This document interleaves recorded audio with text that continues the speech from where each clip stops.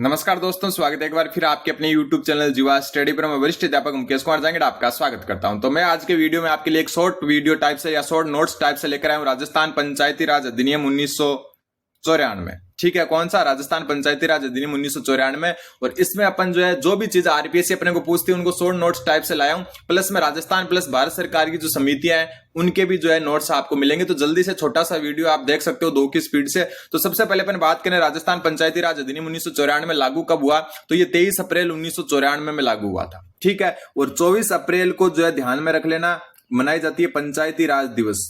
पंचायती राज दिवस, इसका कारण क्या है पंचायती राज दिवस मनाने का कि 24 अप्रैल 1993 में, एक साल पहले 24 अप्रैल 1993 में 73वां संविधान संशोधन वो लागू हुआ था। और उसके बाद में राजस्थान सरकार ने राजस्थान पंचायती राज अधिनियम 1994 में एक साल बाद यानी कि 23 अप्रैल 1994 को लागू किया था। फिर बात करें संशोधन की, तो राजस्थान पंचायती राज अधिनियम 1994 में अब तक 23 बार संशोधन हो चुके हैं। ये चीज आपको ध्यान में रखनी है। कितनी बार? 23 बार। प्रथम बार जो हुआ था 1994 में लागू होते ही हुआ था, और अंतिम जो आपका संशोधन हुआ वह 2021 में हुआ है। सर्वाधिक संशोधन 2015 में 4 बार हो चुके हैं। तो ये आपको ध्यान में रखना है। आज तक 23 बार क्या हो चुके हैं? संशोधन हो चुके हैं राजस्थान पंचायती राज अधिनियम 1994 में। अब कुछ प्रमुख जो समितियां हैं जो भारत सरकार की है उनके बारे में जान लेते हैं। हालांकि ये पंचायती राज अधिनियम जो राजस्थान वाला है उससे संबंधित नहीं है, लेकिन जो 73वां संविधान संशोधन हुआ था पंचायतों का उससे संबंधित है। सबसे पहले अशोक मेहता समिति, यहां से क्वेश्चन आता है, आपका ध्यान में रखना है। अशोक मेहता समिति का गठन 1977 में हुआ था। इन्होंने द्विस्तरीय जो आपकी प्रणाली है उसको लागू करने की बात कही थी कि पंचायत समिति होगी और डायरेक्ट क्या होगा, फिर जिला परिषद होगा। ग्राम पंचायत होगी, डायरेक्ट क्या होगा, जिला परिषद होगा। बीच में आपका पंचायत समिति का कॉन्सेप्ट इन्होंने नहीं दिया। फिर दल आधारित चुनाव भी इन्होंने ही दिया था। तो ध्यान रख लेना, अशोक मेहता ने दल आधारित कैसे याद रखोगे? अशोक गहलोत दल से यानी कि कांग्रेस दल से संबंधित है, तो अशोक से दल याद रख लेना। तो दल आधारित चुनाव किसने बताया था, किसने सिफारिश की थी? ये सारी सिफारिशें थी अशोक मेहता समिति ने। SC ST और महिला आरक्षण पर भी बल दिया था, सिफारिश की थी किसने? अशोक मेहता समिति ने। फिर आती है GV राव समिति 1985। ठीक है, राज्य वित्त आयोग के गठन का प्रस्ताव रखा था इन्होंने। ये सारी सिफारिशें थी, ध्यान रख लेना। 4 स्तरीय व्यवस्था, जिला विकास आयुक्त, इन पदों को 4 स्तरीय व्यवस्था। द्विस्तरीय व्यवस्था किसने? अशोक मेहता ने। और GV राव ने समिति थी, उन्होंने 4 स्तरीय व्यवस्था की सिफारिश की थी, हालांकि लागू नहीं की गई। और जिला विकास आयुक्त के पद का भी जिक्र किया था किसने? GV राव समिति ने। फिर बात करें LM सिंघवी समिति जो 1986 में बनी थी। तो LM सिंघवी समिति इन्होंने न्याय पंचायतों के गठन का प्रावधान करने की सिफारिश की, और साथ में पंचायतों को संवैधानिक दर्जा देने की बात कही। और न्यायिक अभिकरणों की स्थापना, मतलब न्यायिक अभिकरण मतलब विवादों के समाधान हेतु अलग से न्यायालय टाइप से बने जिनको न्यायिक अभिकरण कहे, उनकी स्थापना की सिफारिश भी किसने की थी? LM सिंघवी समिति ने। तो ये 1986 में बनी। न्याय पंचायतों के गठन की मांग और न्यायिक अभिकरणों की स्थापना की मांग, और पंचायतों को संवैधानिक दर्जा देने की मांग। सबसे मेन है द्विस्तरीय पंचायत, अशोक मेहता समिति। और दल आधारित चुनाव भी इन्होंने, GV राव ने 4 स्तरीय समिति की व्यवस्था स्तरीय व्यवस्था के पैरवी की थी। फिर आती है पिक्के थुंगन समिति। पिक्के थुंगन समिति आपकी ये 1988 में बनी थी, लेकिन NCERT के हिसाब से इसकी डेट NCERT के हिसाब से इसकी डेट मानी जाती है, वो मानी जाती है कौन सी? 1989। इसने त्रिस्तरीय प्रणाली की व्यवस्था लागू करने की सिफारिश की। और जिला परिषद को पंचायती राज की धुरी कहा इसने। किसने? पिक्के थुंगन समिति ने जिला परिषद को पंचायती राज की धुरी का। राज्य वित्त आयोग के गठन की मांग भी इन्होंने ही की, मतलब सिफारिश की। और कार्यकाल पंचायतों का 5 वर्ष होगा, वो भी सिफारिश किसने की? पिक्के थुंगन समिति ने। फिर आता आपका गाडगिल समिति। गाडगिल समिति किस आपका गठन हुआ था, वो 1988 में हुआ था। इन्होंने SC ST और महिला आरक्षण की पैरवी की। पंचायतों से कर वसूलने का, यह ध्यान रख लेना। यहां से आप कैसे याद रख सकते हो कि गॉड मतलब भगवान सबसे हर चीज का हिसाब लेते हैं। तो कर वसूल उस कर वसूल करने का जो अधिकार है पंचायतों को दिया जाए, इसकी सिफारिश किसने की? गाडगिल समिति ने। राज्य चुनाव आयोग की स्थापना की जाए, यह भी गाडगिल समिति ने ही कहा था। तो कुछ चीजें मेन याद रखनी है, किसने क्या कहा। और एक इनका क्रम याद रखना है। अशोक मेहता सबसे ऊपर A आ गया, ठीक है। ए के बाद में जी आता है अल्फाबेट में, अगर बीच वाले गायब कर दें तो उसके बाद एल आता है, देखो, और उसके बाद पी आता है। मतलब ये लाइन से A G L P, यानी कि तो अल्फाबेटिक ऑर्डर से ही इन समितियों का गठन हुआ था। सिर्फ लास्ट वाली गाडगिल समिति याद रखना कि अंतिम वाली गाडगिल थी, बाकी सब जो है आपकी किससे थी, अल्फाबेट से थी, ताकि कंफ्यूज नहीं हो आपको बाई चांस क्वेश्चन आ जाए कि क्रम से बताओ कि कौन सी जो है समिति पहले गठित हुई थी। फिर देखो महिला आरक्षण की बात करें तो महिला आरक्षण स्टार्टिंग में 30% था, ठीक है, स्टार्टिंग में कितना था 30%। तो इस महिला आरक्षण को 50% कब किया गया पंचायती राज में, राजस्थान में 2010 से राजस्थान में महिला आरक्षण 50% कर दिया गया। तो ये आपको ध्यान में रखना है, कब से, 2010 से। अब है पंचायती राज अधिनियम 1994, इसमें कुल 5 अध्याय, 124 धाराएं और 6 अनुसूचियां हैं। कई जगह जो है 11 अध्याय की भी बात मिलती है, लेकिन वो झूठी है, ठीक है, उसमें का कोई जो है मैं खुद ऑफिशियल वेबसाइट पर देख चुका। 5 अध्याय, कुछ उप अध्याय भी है, उनको नहीं काउंट करेंगे, तो 5 अध्याय, 124 धाराएं और 6 अनुसूचियां शामिल है, जिसमें अध्याय 1 से क्वेश्चन नहीं पूछ सकते, क्योंकि अध्याय 1 में पंचायती राज का संक्षिप्त नाम वगैरह ये दिए होते हैं। अध्याय जो 2 है आपका, वो वार्ड सभा से संबंधित है, और अध्याय उसका उप अध्याय अध्याय 2A, और ये ग्राम सभा से संबंधित है, जो पंचायती राज अधिनियम की धारा 8A में वर्णित है। क्या, ग्राम सभा, ठीक है। तो ग्राम सभा जो है पंचायती राज अधिनियम की कौन सी धारा में है, 8A में है। वार्ड सभा अध्याय 2 में और ग्राम सभा अध्याय 2A में। अध्याय 3 में पंचायती राज संस्थाएं जो है उनके बारे में है।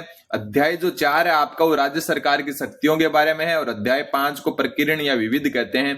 लास्ट वाला हमेशा विविध ही होता है, तो ध्यान रख लेना। 2 में वार्ड सभा, 2A में ग्राम सभा, 3 में पंचायती राज संस्थाएं, 4 में राज्य सरकार की शक्तियां, 5 में प्रकीर्ण या विविध, और 8A जो धारा है उसमें ग्राम सभा। ये अध्याय और ये धारा है, धारा 8A में ग्राम सभा का प्रावधान किया गया है। अब कुछ महत्वपूर्ण धाराएं जो है आपको ध्यान में रखनी है।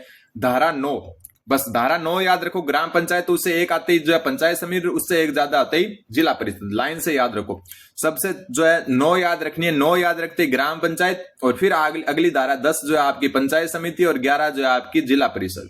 सेम इनकी संरचना के बारे में जो है कैसे सदस्य होंगे, क्या होंगे, तो धारा 12 शुरू करेंगे, ठीक है। 9, 10, 11 में तो क्या होगा, इनका नाम के वगैरह में होगा, ठीक है। इनकी जो है आपका गठन का प्रावधान, ठीक है। 9, 10, 11 में गठन है, और फिर संरचना जो है 12, 13, 14, बस ऐसे याद रखना है, ठीक है।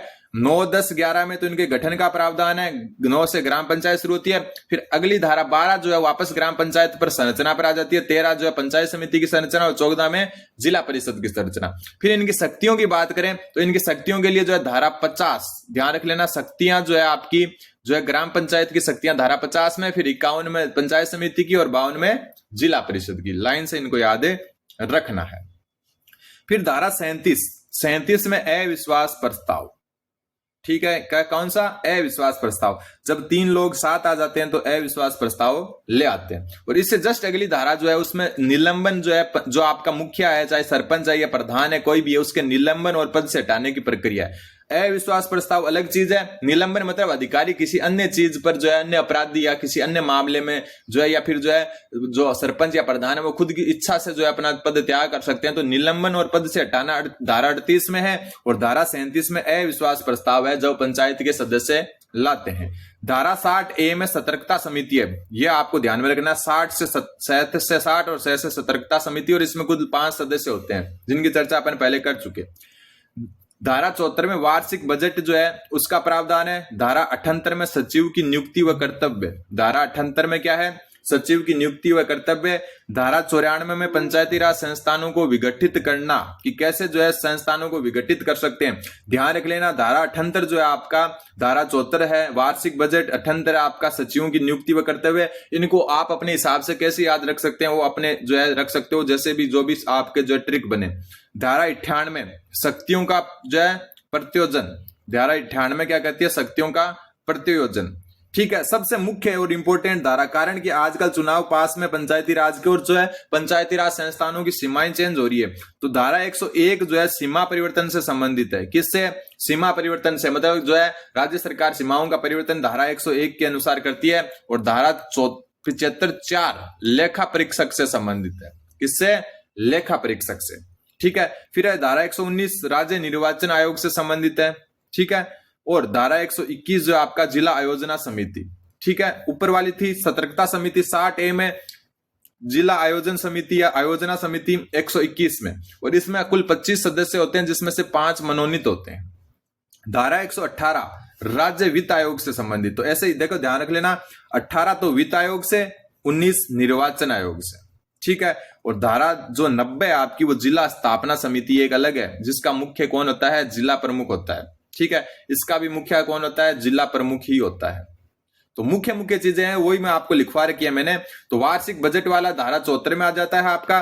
सीमा परिवर्तन 101 में, ये इंपॉर्टेंट है क्योंकि आजकल जो परिसीमन चल रहा है। फिर आपका 118 में राज्य वित्त आयोग, 119 में राज्य निर्वाचन आयोग, 121 में जिला आयोजना समिति, 90 में जिला स्थापना समिति और 60A में सतर्कता समिति।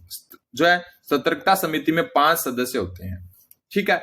फिर जो इनकी संरचना में पंचायत का ध्यान रख लेना, 3000 जनसंख्या पर 9 वार्ड प्लस 1 सरपंच होता है। 1 मिनट, 9 वार्ड प्लस 1 सरपंच कितनी संख्या पर है?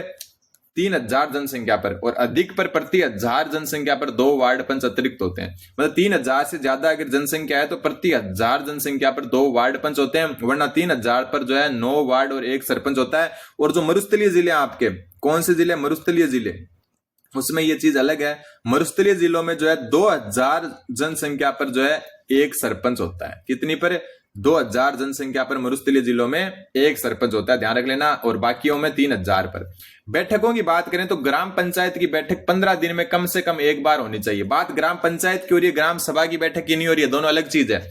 ग्राम पंचायत की बैठक जो है 15 दिन में एक बार होती है। पंचायत समिति की बैठक 1 माह में कम से कम एक बार होनी आवश्यक है। और जिला परिषद की बैठक 3 माह में कम से कम एक बार, ठीक है। ग्राम पंचायत जो है उसकी 15 दिन में एक बैठक होनी चाहिए, पंचायत समिति की 1 माह में एक होनी चाहिए और जिला परिषद की 3 माह में कम से कम एक होनी चाहिए। अब राजस्थान सरकार की जो समितियां, इनका क्रम याद रख लेना। सबसे पहले 1963 में, इनकी तो सन भी याद रखनी है आपको, हरीशचंद्र माथुर समिति। कौन सी समिति? हरीशचंद्र माथुर समिति। फिर आपका सादिक अली समिति 1964 में। फिर आपकी गिरधारी लाल व्यास समिति 1973 में।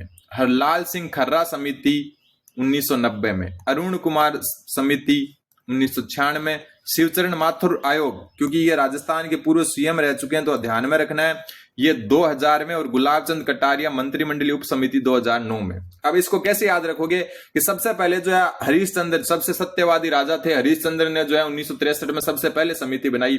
हरीश से फिर सादिक अली आए, ठीक है। सादिक अली ने 1964 में बनाई और फिर सादिक अली से 2 लगातार लाल आए आपके, ठीक है, लाल और गिरधारी लाल। तो गिरधारी लाल 1973 और हरलाल सिंह खर्रा 1990।